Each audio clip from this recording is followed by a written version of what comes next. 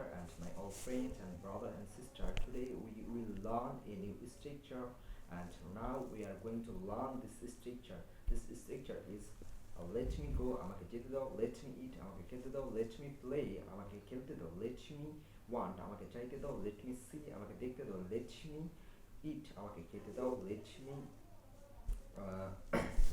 see, আমাকে দেখতে দাও। যখন দেখবেন আপনারা ইংল্যান্ড বা ব্রিটিশ আমেরিকান যারা আছে তারা অনেক সময় যে বলে যে আমাকে যেতে দাও, আমাকে খেতে দাও, আমাকে পড়তে দাও, এই যে এইভাবে যে বলে এটা আপনারা ইংলিশে এইভাবে বলতে পারেন, এইভাবে ইউজ করতে পারেন। ম্যাক্সিমাম ব্রিটিশরা এইভাবে এই লেটমি দিয়ে তারা ইউজ করছে, আপনারা এটা এইভাবে ব্যবহার করুন। আমি বক্সে আপনারা 10 আর লেটমি অর্থটা হচ্ছে যে আমাকে যেতে দাও, খেতে দাও, পড়তে দাও, মানে কিছু একটা করতে দাও। তো ওই ক্ষেত্রে লেটমিটা ইউজ করে আর কি। তাহলে আপনারা সুন্দর করে কমেন্ট বক্সে 10টা করে লেট মি দিয়ে সেন্টেন্স বানিয়ে ফেলুন।